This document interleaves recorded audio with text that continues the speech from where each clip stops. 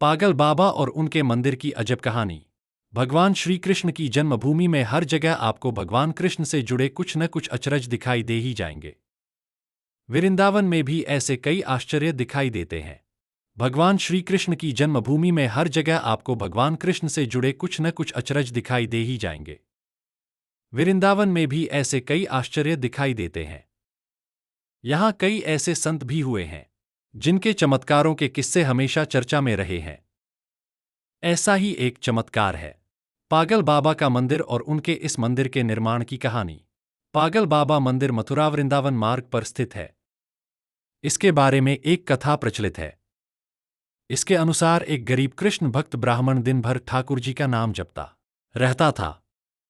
उसके पास जो कुछ भी था, या यूं कहें कि जितना भी रूखा सूखा उसे मांगकर खाने को मिलता, वह उसे भगवान की मर्जी समझकर खुशी खुशी ग्रहण करते हुए अपना जीवन व्यतीत कर रहा था। एक बार वह किसी साहूकार से पैसे लेने के लिए गया। साहूकार ने उससे पैसे जल्द ही लौटाने का वादा लिया।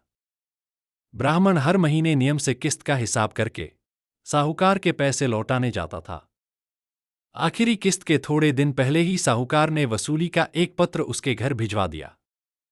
यह देखकर ब्राह्मण परेशान हुआ और साहूकार से विनती करने लगा, लेकिन वह नहीं माना। मामला अदालत में पहुंचा। ब्राह्मण ने जज लीलानंद ठाकुर से अनुरोध करते हुए कहा कि एक किस्त के अलावा उसने साहूकार का सारा कर्ज अदा कर दिया है। यह साहूकार झूठ बोल रहा है। यह सुनकर साहूकार ने क्रोधित होकर दलील दी कि उसने कोई गलत व्यवहार नहीं किया है। जिस किसी के भी सामने आरोपी ने धन लौटाया हो, उसे अदालत में पेश किया जाए। इतना सुनकर ब्राह्मण सोच में डूब गया, क्योंकि उसका कोई भी गवाह नहीं था। ब्राह्मण को भगवान की याद आई और गवाह के रूप में उसने भगवान कृष्ण का नाम लिया। यह सुनकर पहले तो जज कुछ हैरान हुए, लेकिन बाद में ब्राह्मण से उनका पता मांगा गया। ब्राह्मण के कहने पर एक नोटिस बाके बिहारी के मंदिर में भेजा गया। पेशी की अगली तारीख पर एक बूढ़ा आदमी कोर्ट में पेश हुआ और ब्राह्मण की तरफ से गवाही देते हुए बोला कि जब ब्राह्मण साहूकार के पैसे लौटाता था तब मैं उसके साथ ही होता था।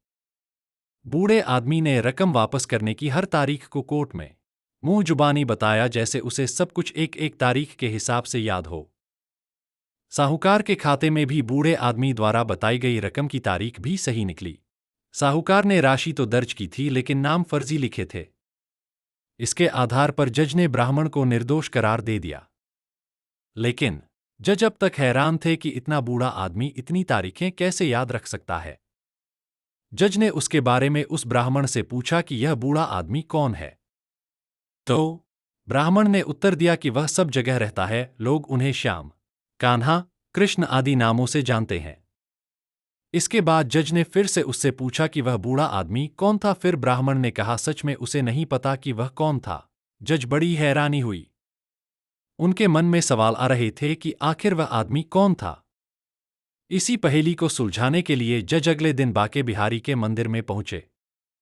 वह जानना चाहते थे कि आखिर बीते दिन जो आदमी अदालत में आया था वह कौन था। मंदिर के पुजारी से जब जज ने पूछा तो उन्होंने बताया कि जो भी चिट्ठी पत्री यहां आती है उसे भगवान के चरणों रख दिया जाता है। जज साहब ने उस बूढ़े आदमी के बारे में भी पूछा, लेकिन पुजारी ने कहा ऐसा कोई भी आदमी यहां नहीं रहता है। ये सब बातें सुनने के बाद जज को लगा कि वह श्री कृष्ण ही रहे होंगे। इस घटना का जज पर इतना असर पड़ा कि उन्होंने अपने पद से इस्तीफा दे दिया और घर परिवार भी छोड़ दिया और स्वयं एक संत बन गए। स्थानीय लोगों का मानना है कि बहुत सालों बाद वह जज पागल बाबा के नाम से वृंदावन में लौटे और उन्होंने पागल बाबा मंदिर का निर्माण कराया। तब से यह मंदिर पागल बाबा मंदिर के नाम से प्रसिद्ध है। इस मंदिर के निर्माण के बारे में एक और प्रचलित मान्यता यह भी है कि जब जज को पता लगा कि उनके सामने साक्षात श्री कृष्ण ही कोर्ट में पेश हुए थे, तब से वह श्री कृष्ण को ढूंढने के लिए इतने अधीर हो गए कि अपनी सुध-बुध खो बैठे थे।